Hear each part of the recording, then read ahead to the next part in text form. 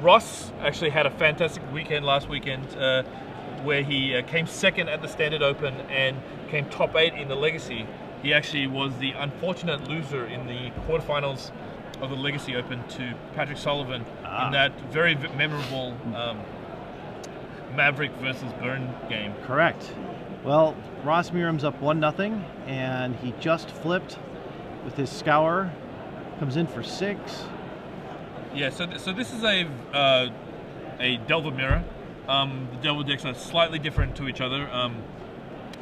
Brian's playing what is like basically a Talrand version of that. Like Talrand has kind of waxed and waned in the Delver deck. The one thing that's actually like appearing in more Delver decks is Augur of Bolas, which he's running 3 of. But overall, he's just running Talrand, Augur, Delver, the general Delver combo with Runechanter's Pike. The one thing about Ross Merriam's deck that you saw that he brought in off the sideboard was one Mutant Genicrow that just went to the graveyard. Great way to deal with those gut shots early on so your guys don't get killed or anything like that. It's a very nice utility card. Again, what we referred to before about the fact that the Phyrexian mana now goes away. No, absolutely. I mean, the one thing that Delver mirrors get into is a little bit of an attrition match because they start bringing in multiple, that sometimes start with 4 gut shots, but they have 3 or 4 gut shots available to them, and it becomes a little bit of attrition tempo game, and being able to stop like your opponent's like removal spell, in this case gut shot with a free spell is like a huge deal. Well, we just seen Brian Eason Vapor Snag his insect, Ross's insect aberration, putting him back a little bit. He will swing though. Hits for 3. Brian Eason's like getting pretty low, and Ross has done this whole game basically with just 2 land. He plays that Delver that got bounced the previous turn. Ross does have a lot of cards in hand. Another Scour on I think in if the turn. If he has another Vapor Snag or 2, it's going to be like really tough. Because if he gets a flip the next turn, he's going to be able to flip. Okay, there's another Scour. Get him to, yep. Land. I think it was another land. Okay. I think Brian's in deep trouble here because if this is a successful flip, it will bring him to 1, and I believe there is a Vapor Snag waiting for him in Ross's hand. Now that comes in for 3. That will take him down to 8. It looks like Brian might have another snag of his own. Oh, he there does. it is. And he's going to very likely to snag the Insectile Aberration. Okay. That will take him down to 7. That's actually a pretty big swing, except that Brian has nothing left. So he really, really, really needs... Okay, so he's going to bounce... The Augur. Yeah, I think he's bouncing the Augur because he's so low in mana. He needs to make sure that he's able to cast all his spells in his hand. He may have more bounce spells, so he just needs to try and get that damage through. It does not flip. It looks like... Yeah, the Delver is still a fugitive wizard. All right. So here's a... Seeing a Restoration Angel in there, a Phantasmal Image. There's a lot of expensive things going on here. I think he might be considering playing an image on the Augur, because what it would do is like essentially stop the attack completely cold. And there it is. Image, and I can't imagine he'll choose anything but the Augur there. Let's see if he finds something beneficial there. Looked like there was a land. And the gut shot. Gut shot. That's actually pretty good there. The reason why it's pretty good is that again he like threatens lethal next turn. If the Delver flips. Oh wow, I would not have done that. Oh, mental misstep. Oh wow, he's just traded 2 damage for 0 damage. This puts him in really, really tough situation here. If If he draws a Vapor Snag. Yeah, or a gut shot. Oh wow, this. Oh, I there's the think gut he shot. might have like just been a little hasty on the gut shot. Like now he's going to take 3. He's basically. Oh yeah. Oh wow. Snapcaster and Mage. Snapcaster. Vapor Snag. Yeah. Yeah, that's it. I mean, I think the way it played out, it might have been the same, but I think Ross was a little bit eager. I don't think he needed to gut shot the Snapcaster that second, for the mere fact that he could, his opponent didn't really present a way of killing the Phantasmal image.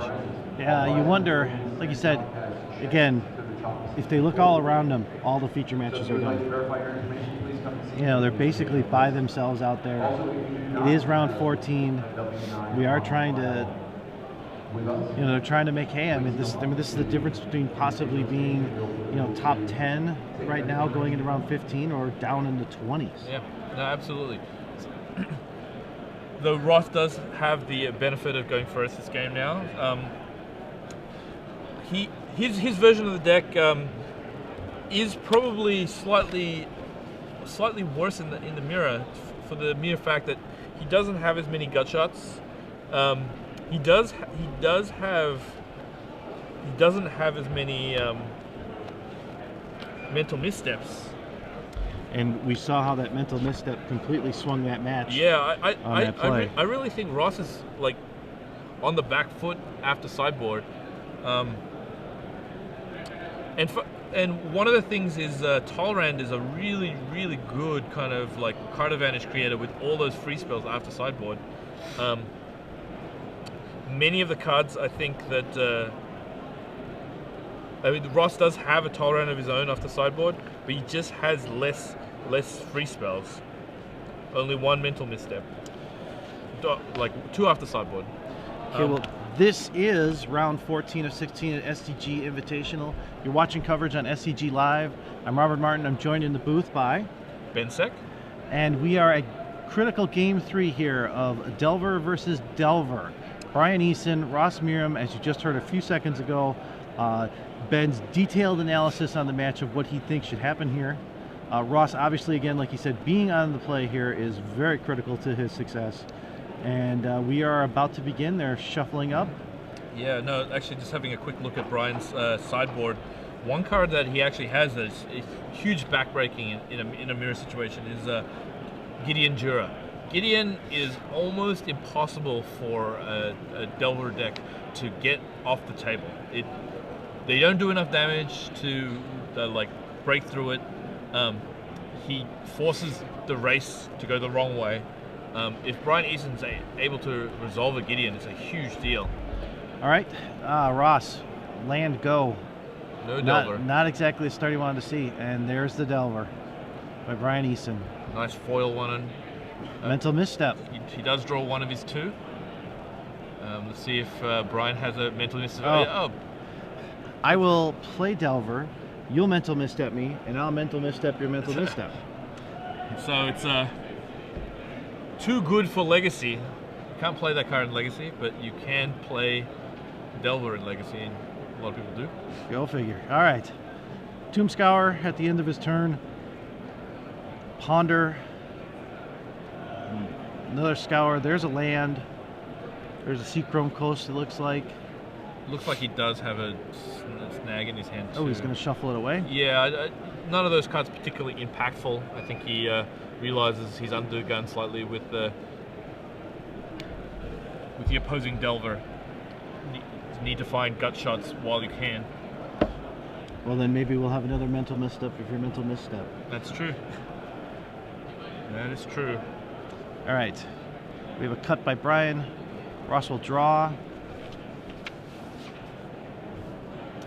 Land, another Scour. Oh, that's really not what you want to be doing on turn 2.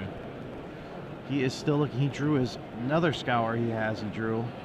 Just kind of like, oh, gut shot revealed. That will definitely help Brian's cause. Brian's having a tremendous draw. Attacks with the Insectile Aberration. Yes, and now when his one comes out, it can get shot down instantaneously, which is really going to force Ross to literally find another creature. Yes, he doesn't really have any cheap creatures here. Oh, Scour again. He's just trying to draw that extra land. Oh, there it is. He does get it. But he just lost Geist to the graveyard. So what he might do, he may just try and play. Oh, he's waiting on it. Vapor Snag. On his turn. Yeah, I think he'll do a Vapor Snag in response. All right, let's see what Brian gets in there. Scour. Yep. Geist. Looked like he might have just drawn a Geist. I'm not 100% so he had a Geist in his hand. Oh, he had a too. Geist in his hand. Okay. Yeah, so he's playing that. That's a huge deal. Gets through the counter magic.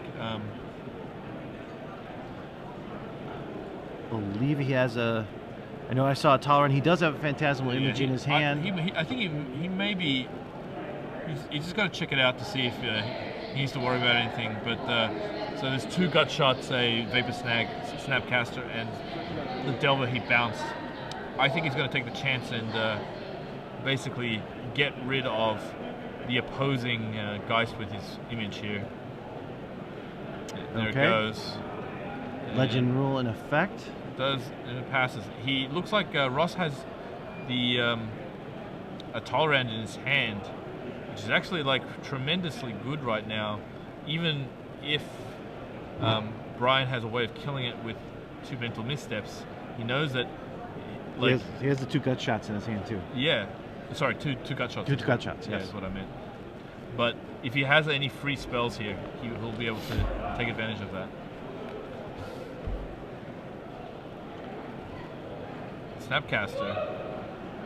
Snapcaster targeting probably Ponder. It's my guess. Oh. Could be a gut. I don't think it's a gut shot. Yeah, so there's a Ponder.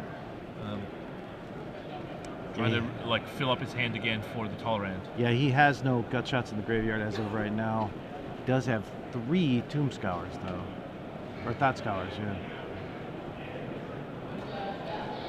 So Brian Eason, I think, must have drawn a mental mistake maybe. Like, oh, he got a gut shot. I wonder why he just shows the gut shot. I mean, the only other reason is he's like probably protecting from mental misstep, or oh, okay, wow. So he's actually killed both ends of that threat by gut shotting and then mental misstepping the Ponder, and then gives him an additional threat to swing in for 3 this turn. The one thing that does help Ross is that he knows now that the second gut shot is gone from his hand. So what it allows him to do is to play the Tolerant if he so pleases. He does have another angel of. Here's a Restoration Angel, which he's probably going to pass for. All right, we see him contemplating something here. I think Brian's kind of contemplating being a little bit aggressive with his Snapcaster in his hand. So now he attacks. Restoration comes out, but there's going to be a Vapor Snag, basically meaning there's 4 damage for Ross. All right, pass turn. He really needs to. He's got an image in his hand. Yeah, image is not going to be like fantastic at the moment. He's got a Tolerant, an image, Snapcaster, and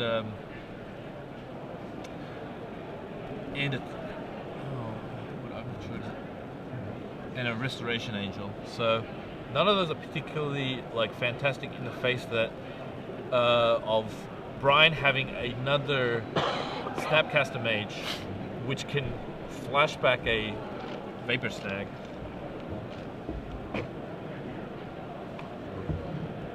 All right, he will play the image. Targeting Snapcaster, pretty sure. Gut shot on that thing by Brian in response. Maybe.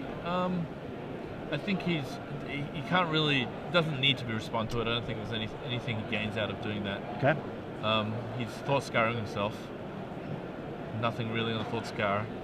Draws another land, also not that helpful.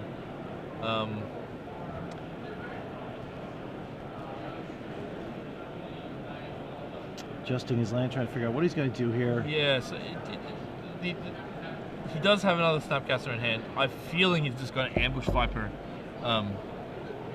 next turn with the idea that he's going to get gut shotted at some point. Okay. Pass his turn. So yeah, he makes a dude from his Moorland Haunt. Out goes the Geist, in comes the Spirit. Yep, and then this turn he's probably going to have his... He's going to cast Snapcaster. Gut shot to get rid of the image. I'm pretty sure... Swing in with the family. So he has to like Snapcaster to trade here. It feels like a waste of a Snapcaster, but he's got really no choice. Yeah, he's getting like really low. So he Snapcasters basically as an ambush Viper. Probably targets the mental misstep.